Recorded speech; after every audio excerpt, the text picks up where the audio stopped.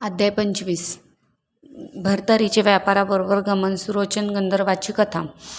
मागल्या अध्यायात सांगितल्याप्रमाणे भर्तरीनाथ व्यापाऱ्यांच्या समागमे अवंती नगरास आल्यानंतर ते एका गावाजवळ उतरले. तेथे माल नीट रचून ठेवून सारे एका ठिकाणी अग्नी पेटवून शेकत बसले. इतक्यात तेथे काही कोल्हे आणि कोल्हाळ करून त्यांनी असे सुचवले की व्यवसायी हो, या अशा निर्धास्त स्थितीत बसून न राहता सावध राहा. तुऱ्यावर चोरटे येऊन धाड घालण्याची विचारात आहेत व ते तुम्हास मारहाण करून सर्व द्रव्य घेऊन जातील, अशी सूचना देऊन कोल्हे निघून गेले. पूर्वी भर्तरी श्वापदांमध्ये राहिला असल्यामुळे त्यास जनावरांची भाषा चांगलीच येत होती. हा कोल्ह्यांनी सांगितलेला संदेश आपण व्यापाऱ्यांना सांगून व सावध करावे अशा भर्तरीने विचार करून चोर लुटावयास येणार आहेत ही गोष्ट सांगितली. कोल्ह्याची भाषा मला समजते व ते भोगते असतात. जे सांगत होते ते सर्व मी लक्षपूर्वक ऐकून तुम्हाला सांगून अगोदरच सूचना केली आहे, असे तो व्यापाऱ्याला म्हणाले. या भर्तरीच्या बोलण्यावर विश्वास ठेवून त्यांनी आपल्या मालाची नीट लपवालपवी केली व हातात शस्त्रे घेऊन व चांगला उजेड करून सर्वजण पहारा करू लागले. इतकेच केवळ नव्हे तर ते मोठ्या सावधगिरीने व शौर्याने आपले संरक्षण करण्यास तयार झाले. इतक्यात त्यांच्यावर चोरांची धाड येऊन पडली, परंतु व्यापाऱ्यांनी शस्त्राचा मारा चालवल्यामुळे चोरांचे काही एक न चालता ते जर्जर होऊन पळून गेले. तरी सुद्धा ते व्यापारी गाफील न राहता मोठ्या सावधगिरीने रात्रभर जागत राहिले. पुढे 1.5 प्रहर रात्र राहिली असता पुन्हा कोल्ह्यांनी येऊन कुई केली. तेव्हा कोल्हे आता काय बोलले म्हणून व्यापाऱ्यांनी भर्तरीस विचारले. तेव्हा तो म्हणाला, शंकराने ज्यास वर दिला आहे असा एक राक्षस उत्तर दिशेकडून दक्षिण दिशेकडे जाण्याकरता येत आहे. तो महाबलाढ्य आहे. त्याच्यापाशी तेजस्वी अनमोल अशी 4 रत्ने आहेत. त्यास जो मारेल त्यास हा अलभ्य लाभ होईल आणि त्यास मारल्यानंतर त्याच्या रक्ताचा टिळा गावच्या दरवाजास व आपल्या कपाळात जो लावील तो अवंती म्हणजे उज्जैनी नगरीचा सार्वभौम राजा होईल. व्यापाऱ्यांस भर्तरी ही माहिती देत होता. त्याच वेळेस कर्मसंयोगाने विक्रम तेथून जात होता. त्याने हे भर्तरीचे सर्व भाषण ऐकून घेतले व लागलाच तो हातात शस्त्र घेऊन राक्षसास मारावयास निघाला. त्या राक्षसाचा मूळ वृत्तांत असा की पूर्वी हा चित्रमा नावाचा एक गंधर्व होता. एके दिवशी तो शंकराच्या दर्शनाकरिता कैलासास गेला. त्यावेळेस शंकर व पार्वती सोंगट्यांचा खेळ खेळत होती. तो त्यांच्या पाया पडला व शंकराच्या आज्ञेने त्याच्याजवळ बसला. काही वेळाने एक डाव शंकरावर आला व दानाविषयी शंकर व पार्वती यांच्यात म्हणण्यात फरक पडला. तेव्हा दोघात बराच वाद होऊन दान काय पडले हे त्यांनी त्या गंधर्वास विचारले. त्याने शिवाचा पक्ष धरून 18 पडले म्हणून सांगितले, परंतु त्यावेळेस खरोखर 12 पडले होते. पण शंकराची मर्जी मिळवण्याकरिता गंधर्वाने खोटे सांगितले. त्यामुळे भवानीस राग आला. ती त्यास म्हणाली, गंधर्वा तू खोडसाळ आहेस. त्याचा अंगीकार करून सांबाकडचे बोलतोस. तत्समात तू मृत्यूलोकी राक्षस होऊन राहा. असा पार्वतीचा शाप मिळताच तो थरथरा कापू लागला. त्याने शंकराच्या पाया पडून विनंती केली की देवा, आपला पक्ष स्वीकारल्याने मी शापबद्ध झालो. आता माझी काय वाट, असे म्हणून तो ढळढळ रडू लागला. तेव्हा शंकरास दया येऊ लागली. तो म्हणाला, गंधर्वनाथ, पार्वतीने शाप दिला हे खरे, पण तू काही चिंता करू नको. सुरोचन गंधर्वास इंद्राने शाप दिलेला आहे. त्यास जो पुत्र होईल तो शस्त्रप्रहार करून तुझा प्राण घेऊन राक्षस देहापासून तुला सोडविल. तेव्हा मला मारल्याने त्यास लाभ कोणता व माझे वृत्त त्यास कसे व कोणत्या रीतीने लागेल हे कळल्यास बरे पडेल. म्हणून गंधर्वाने म्हटल्याप्रमाणे शंकराने सांगितले की तुला मारून तुझा रक्ताचा टिळा कपाळी लावल्यानंतर त्यास सार्वभौम पद प्राप्त होऊन त्या सदा सर्वदा विजय मिळवला जाईल. तुझी माहिती त्यास भर्तरीनाथाच्या मुखाने लागेल. तो भर्तरीनाथ द्रुमनी नारायणाचा अवतार होय. हे ऐकून गंधर्वास समाधान वाटले. मग तो राक्षसाचा देह धरून मृत्यूलोकी आला.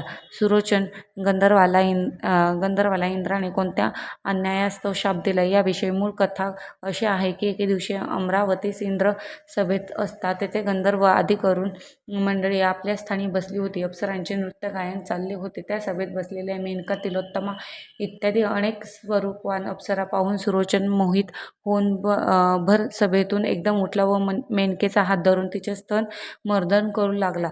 अशी अमर्यादा होताच इंद्रास राग आला. त्याने त्याची पुष्कळ निर्भत्सना केली व त्यास शाप दिला की तू यत्किंचितही शरम न बाळगता एकदम हे दुष्कर्म करण्यास प्रवृत्त झालास. असा तू दृष्ट असल्याने स्वर्गापासून पतन पावून मृत्युलोकी गाढव होऊन राहा असा शाप मिळताच तो पतन पावला.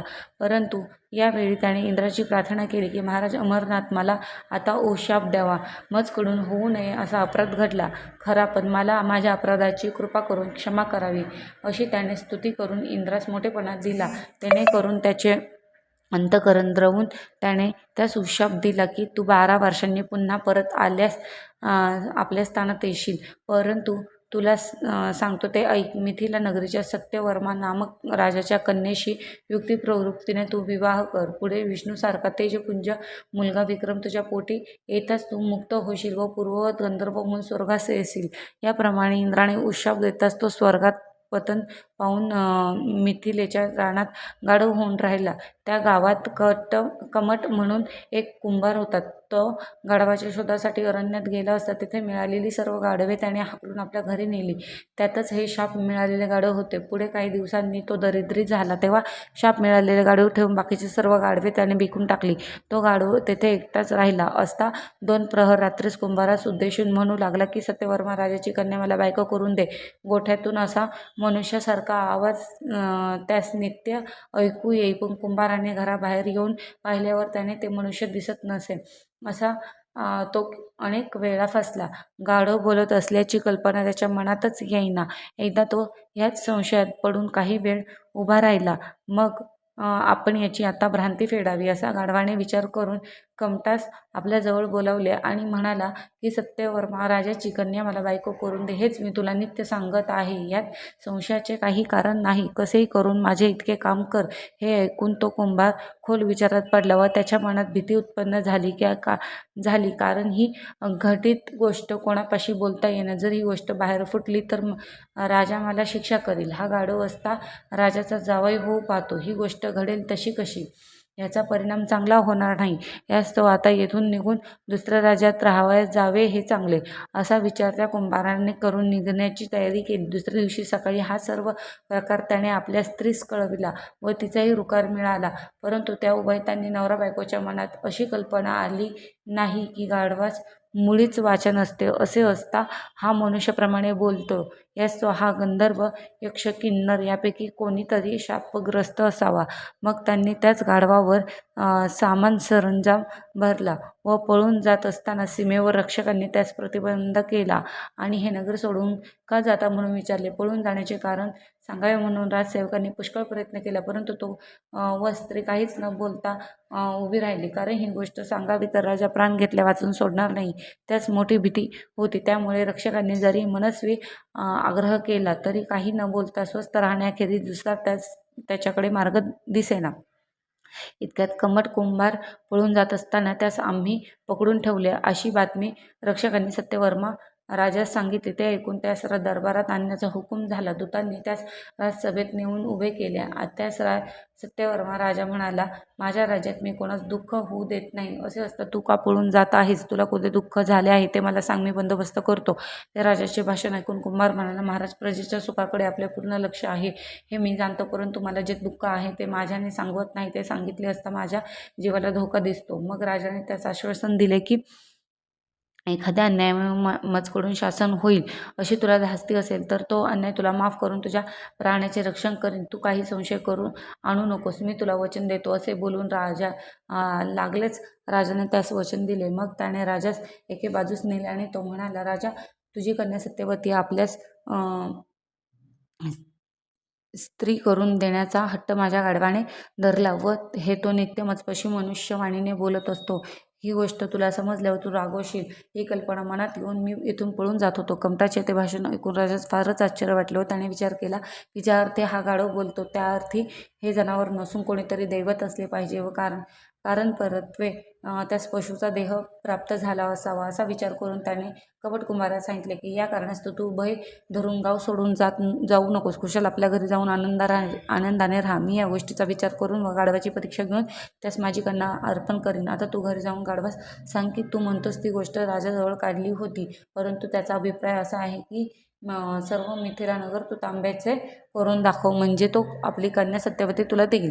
एवढे बोलून राजाने कमठास घरी जावयास सांगितले. नंतर तो कमठ स्त्रीसह आपल्या घरी गेला. त्या रात्री पुन्हा गाढवाने कमठास हात मारून लग्नाची गोष्ट पूर्ववत निवेदन केली. तेव्हा कमठाने त्या राजाच्या संकेताप्रमाणे सर्व मजकूर सांगितला. नंतर कमठ म्हणाला की राजा, हेतू पूर्ण करावयाच्या तुझ्या अंगी सामर्थ्य असेल तर सर्व नगर तांब्याचे कर, म्हणजे सत्यवती तुला प्राप्त होईल. ते कमठाचे भाषण ऐकून तो गाढवरूपी गंधर्व म्हणाला, राजा मोठा बुद्धिवान असे दिसत नाही, कारण तो कामी त्याने अगदी पोक्त विचार केला नाही. अरे, रत्नखचित सुवर्णाची नगरी त्याने मला करावयास सांगितली असती तर मी ती करून हुबेहूब दुसरी अमरावती त्यास बनवून दिली असती, किंवा इंद्राची सर्व संपत्ती त्यास आणून दिली असती. त्याने कल्पतरूचे आरामवन मागवायचे होते किंवा कामधेनू मागवायची होती. असली अलभ्य मागणी मागवायची सोडून त्याने ब्रह्ममय नगर करून मागितले. असो, मी तुझ्या म्हणण्याप्रमाणे आज रात्री तांब्याचे नगर करून देतो, असे त्या गंधर्वाने कबूल केले. तो निरोप कुंभाराने राजास कळविला. तेव्हा राजाने गंधर्वाचे म्हणणं आपणास कबूल असल्यास बद्दल त्याच कुंभाराबरोबर उत्तर पाठवले. ते ऐकून त्या गर्दभरूपी गंधर्वाने शिव करण्याची प्रार्थना करताच तो प्रत्यक्ष येऊन काय आज्ञा आहे म्हणून विचारू लागला. त्यास गंधर्वाने सांगितले की ही सर्व मिथिला नगरी एका रात्रीत तांब्याची करून देते. कबूल करून विश्वकर्माने ते सर्व नगर रात्रीत तांब्याचे करून टाकले. हे राजापासून जापर्यंत सर्वाची एकसारखी तांब्याची घरे केली, असे सांगून तो गर्दभरूपी गंधर्वाची आज्ञा घेऊन विश्वकर्मा निघून गेला. दुसऱ्या दिवशी प्रातःकाळी सर्व लोक उठून पाहतात तर सारे नगर तांब्याचे झाले. हे पाहून सारे आश्चर्यचकित झाले. तो चमत्कार पाहून त्यांच्या मनात अनेक प्रकारचे तर्क येऊ लागले. राजास मात्र खून पटली, परंतु ह्याच आता कन्या दिल्या वाचून चालायची नाही, जर दिली तर लोक हसतील, असं मनात विचार येऊ लागले. मग कन्या कमठाचे स्वाधीन करून त्यास गावातून दुसरीकडे पाठवण्याचा विचार करून त्यांनी कुंभारास बोलवून सांगितले व लोकनिंदेचा सर्व प्रकार त्यास ऐकविल्यात आणि कन्या घेऊन देशी जाण्याकरिता प्रार्थना केली. त्याने राजाचे म्हणणे कबूल केले व सामान बांधून जाण्याची तयारी केली. रात्रीस जाऊन राजा तसे सांगितले. मग राजाने कन्यास बोलावून तिला सांगितले की मुली, तुला मी देवास अर्पण केले आहे तर त्याचा आनंदाने अंगीकार कर. त्याने सर्व नगर तांब्याचे करून टाकले. हा प्रत्यक्ष अनुभव पहा. यावरून तो गाढव नसून प्रत्यक्ष देव असल्याविषयी माझी खात्री आहे. आता तो कोण आहे वगैरे सर्व विचारपूस तू करून घे. माझ्या सांगण्याचा अपमान करू नकोस, नाहीतर माझ्या कुळास डाग लागेल व तो रागवेल तर शाप देईल. तू युक्तिप्रयुक्तीने या गाढवाच्या देहापासून त्याची मुक्तता करून घे. त्याने पूर्व देह धारण केल्यावर त्या योगाने उभय कुळाचा उद्धार होईल. आता प्रफुल्लित अंतकरणाने कमठाच्या घरी जाते. बापाचे म्हणणे सत्यवतीने आनंदाने कबूल केले. नंतर रात्री कन्येस घेऊन राजा कुंभाराच्या घरी आला. कमठेच्या बोटाचे खुणाने जावई म्हणजे गाढव दाखविल्यानंतर राजाने त्याचे पाय धरून विनंती केली की महाराज, ही माझी कन्या तुम्हास अर्पण केली आहे, हिचे आता आपण पालन करावे. हे राजाने भाषण ऐकून गाढवाने सांगितले की राजा, तू महाभाग्यवान आहेस म्हणून मी तुझा जावई झालो, परंतु तू माझ्या देहाकडे पहा, यामुळे लोक काय म्हणतील. जो तो निंदाच करील तरी तू भाग्यवान असे मी समजतो. नंतर त्याने आपल्याला कोणत्या कारणाने इंद्राने शाप दिला वगैरे सर्व प्रकार सांगितला. तो ऐकून हा सुरोचन गंधर्व आहे असे समजल्यावर राजास परमानंद झाला आणि आपली मुलगी त्याच्या स्वाधीन करून राजा घरी निघून गेला. कुंभारही तो गाव सोडून रातोरात अवंती नगराकडे जावयास निघाला.